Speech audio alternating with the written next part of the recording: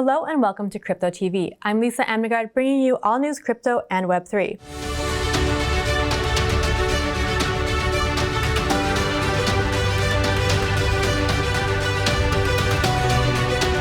There's been all this speculation around what Trump will do for the crypto industry since being re-elected in the 2024 US election.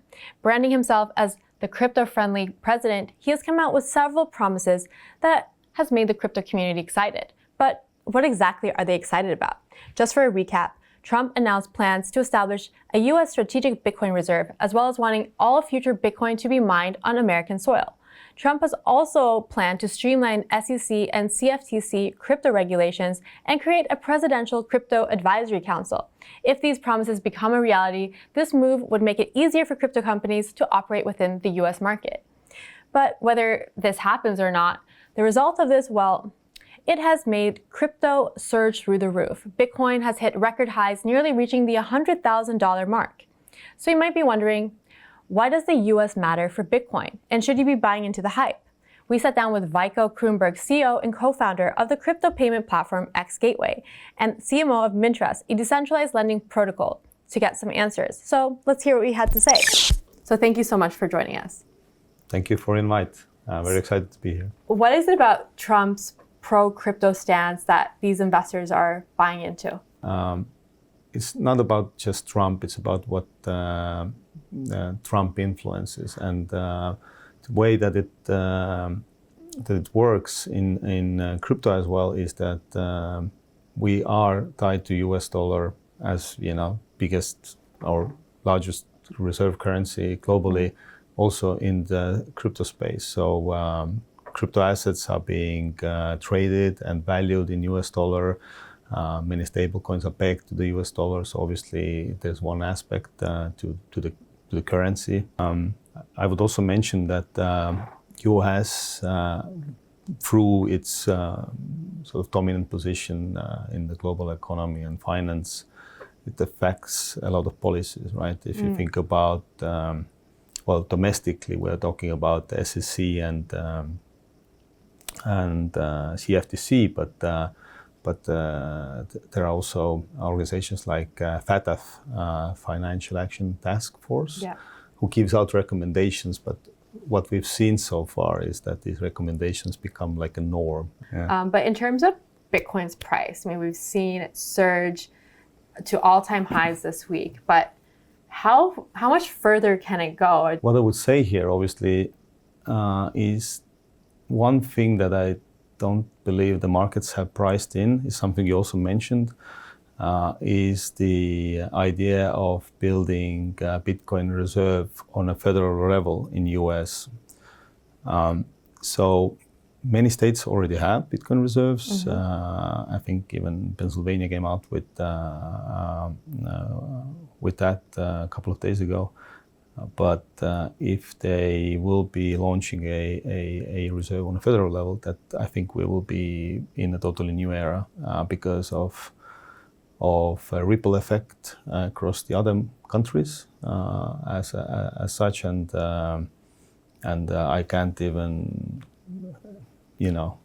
predict what the Bitcoin price would do. But when it looks, so it will be interesting to see as well how other countries react to this. I saw yesterday that the UK is announcing that they're sort of also going to be soon announcing some new regulatory frameworks around stable coins and staking. So how do you think other countries should react to what's happening in the US in terms of how they're trying to become this US superpower? If US starts to buy Bitcoin for a long-term holding, I'm pretty sure that some others will follow suit.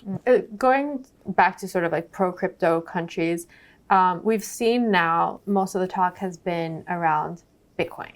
It's all about Bitcoin. But if we look at the altcoins and just other cryptocurrencies, what can you say about that? What we've seen in DeFi, especially where my main focus is that there's definitely there's stable. It's stable, much more stable now. More and more capital is going through DeFi. The use cases are becoming more prominent. Now, if a new blockchain launches, the DeFi is often embedded or mostly embedded already in it. Before it wasn't the case. So definitely we've seen sort of maturation of the industry, and the tech is becoming more secure. In terms of this optimism, are there any risks, do you think? Technologically speaking, we do have still a risk of security hacks still happening, which are less and less.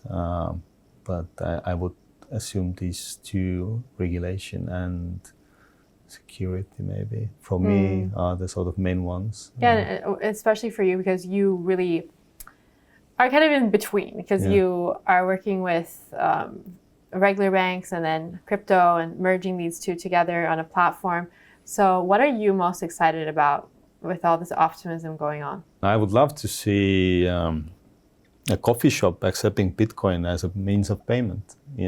This would be, it would just be cool. It would just be nice to see that everyone is kind of, bullish and happy and not afraid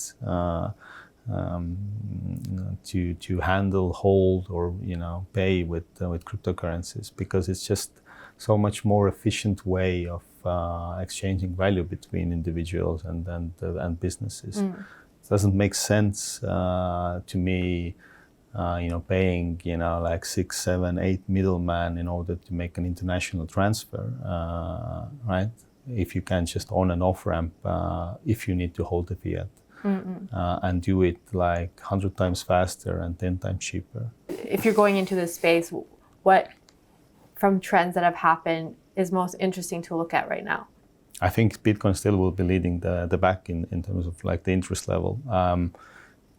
Obviously there will be some memes and alts and things that are coming up, but like Bitcoin ticker is the one that I have on my home screen, and basically if it goes up or down, I know what's happening on the market. You get a little notification. Yeah. So I don't need to look at every altcoin separately. And what about, do you think it will hit, some are saying 150,000 by the end of the year, some are claiming... Which year?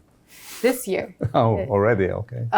There's been so many people just throwing out numbers. Do you think what's realistic, do you think? Depends on what the US does. I think that there is so much more that can come from this new government over there. I've any price actually in terms of if they start buying, it can go crazy very quickly. So I don't know, but to double by the end of the year, maybe it's possible. Yeah, maybe we'll see. And just for someone who's just kind of coming into this space for the first time, when it comes to any digital asset, what would be your advice? If you're just coming to the space, if you're retail, if you're beginner, try a little bit Bitcoin. Just get started with it. Find a comfortable sort of place to hold it. Maybe you have a wallet that you trust. Don't need to go non-custodial right away, but of course that's the idea of crypto and DeFi. So. The less centralized it is, the better. But I understand there's still, usability issues, and it's not very clear for the end user customers at the moment. So try a little bit Bitcoin. See if you dig any of the alts that connects in terms of what the coin is promising. In terms of like if it's an infrastructure technology, if it's an AI related, or if it's maybe something in finance, and then try a little bit that. So know a little bit what you want out of. So something that where is your expertise? Like. Because everyone is talking about AIs, but if everyone is investing in AI, there's no major gains in it, right? Yeah. So you need to find the niche. Maybe there's a sub niche under the main one. Interesting, yeah. I think that's good advice for anyone just new into the space, and it'll be exciting to see what happens as well towards the end of the year and going on to 2025, how Bitcoin performs. It's been a very exciting week. Yeah. But I want to thank you so much for coming on to our show, and looking forward to seeing how Bitcoin performs next week. Anyways, thank you so everyone for watching, and we'll be bringing you more videos on Web3 TV, so make sure to stay tuned. That's all we had for you this week. You're watching Crypto TV. I'm Lisa Amnegard.